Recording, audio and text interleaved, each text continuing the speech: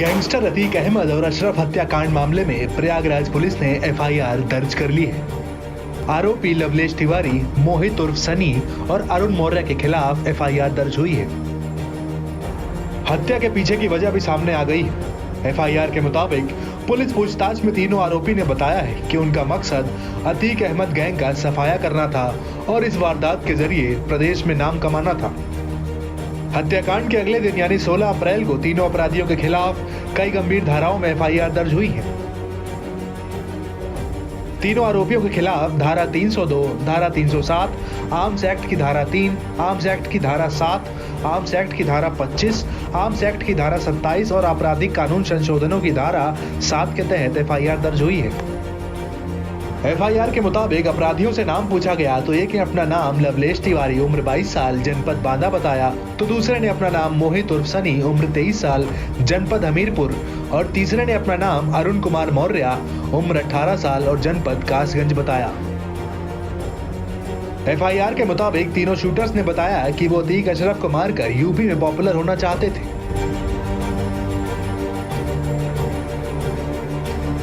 तीनों आरोपियों का कहना है कि हम लोग अतीक अशरफ गैंग का सफाया करना चाहते थे, जिससे प्रदेश में हमारा नाम होता। हम लोग पुलिस के घेरे का अनुमान नहीं लगा पाए और पुलिस की तेज कार्रवाई से पकड़े गए।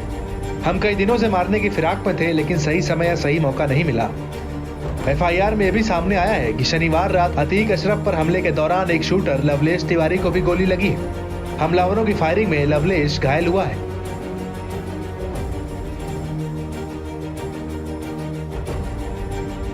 एफआईआर के मुताबिक आरोपियों ने पुलिस को बताया कि अतीक और अशरफ की पुलिस कस्टडी रिमांड की सूचना जब हमें मिली थी, तब से हम लोग मीडिया कर्मी बनकर यहाँ के स्थानीय मीडिया कर्मियों की भीड़ में रहकर इन दोनों को मारने की फिराक में थे, लेकिन सही समय और मौका नहीं मिल पाया।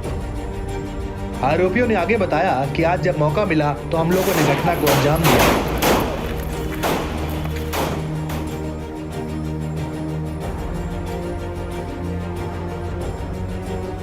एफआईआर कॉपी के मुताबिक पुलिस अतीक अहमद और अशरफ को लेकर करीब 10:35 पर अस्पताल पहुंची थी।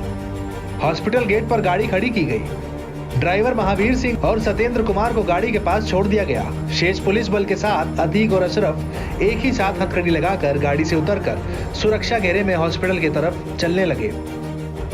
इस बीच मीडिया कर्मी के भेष में आए ये शूटर अतीक और अशरफ की बाइट लेने के लिए अपने अपने कैमरे और माइक आईडी लेकर सुरक्षा घेरे को तोड़ते हुए अतीक अशरफ के करीब पहुंच गए। एफआईआर के मुताबिक गोलीबारी के बीच और पुलिस कर्मियों ने तत्काल कार्रवाई करते हुए मौके पर 3 हमलावरों को लोड हथियारों के साथ पकड़ लिया और हमलावरों को भागने का मौका नहीं मिला।